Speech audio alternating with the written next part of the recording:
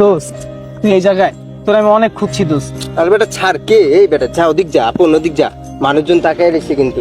তোর অবস্থা কি তুই দেখছিস? ওদিক যা। দোস্ত আমার কথাটা একটু শোন। দোস্ত আমি 2 দিন ধরে কিছু খাই না দোস্ত। দোস্ত আমার না অনেক খিদা লাগছে দোস্ত, আমার কিছু খাওয়াবি দোস্ত? এই বেটা তোর খিদে লাগলে আমার কিনতে যা, মানুষজন তাকায় রয়েছে, তোর সাথে আমার যায় যা এনতে। বন্ধু আমার মা মারা গেছে বন্ধু, এরপর থেকে আমি পুরো শেষ হয়ে গেছি বন্ধু। কি রে আপন, কেমনে কি হইলো?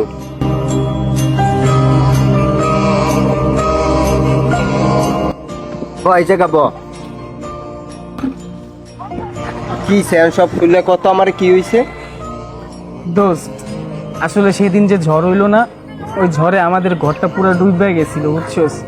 তারপর আম্মু কারেন্ট শর্ট খেয়ে মারা গেছে। রে আপন কি কোস মামা, কেম আমার তো অনেক খারাপ লাগবে, তোর মাটা মারাও গেল। মামা এই বিষয়টা আমিও মাইনে নিতে পারতেছি না, হঠাৎ করে কেমনে কি হইলো, আমার তো আর কেউ রইলো না মামা। দোস্ত আমার না অনেক খিদা লাগছে, খাই। আরে বেটা খা মামা, একটা চা আর একটা রুটি দিও।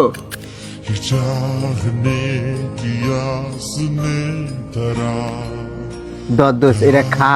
আর আমার সময়টা মামা প্রচুর খারাপ যাইতেছে বুঝছো।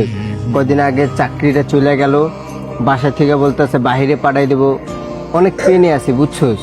ওটা খা, আর আজকের পর থেকে তুই আমার সাথে আমার বাসায় যাইস, আমার কাছেই থাকিস, ঠিক আছে? তোর সব পুরা দায়িত্ব আমি নিতে আছি, ঠিক আছে? তুই আমার ভাইয়ের মতো সবসময় আমার সাথে সাথে থাকবি। দোস্ত আমি চাই না কারো মাথার বোঝা হয়ে থাকতে, আমি যে কোনো একটা চাকরি ম্যানেজ করে মনে দোস্ত, ওই জায়গায় থাকবো, ওই জায়গায় খামো, তখন আর প্যারা থাকবো না দোস্ত। কিন্তু এই সময়টা একটু খারাপ হয়ে গেছে না দোস্ত, একটু পাশে থাকিস তুই আমার।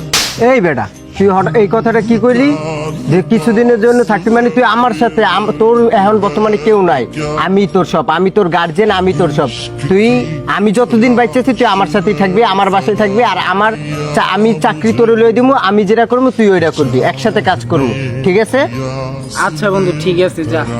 নেক্সটে জানি এইসব কথা না কস। शिकस्त ही हुआ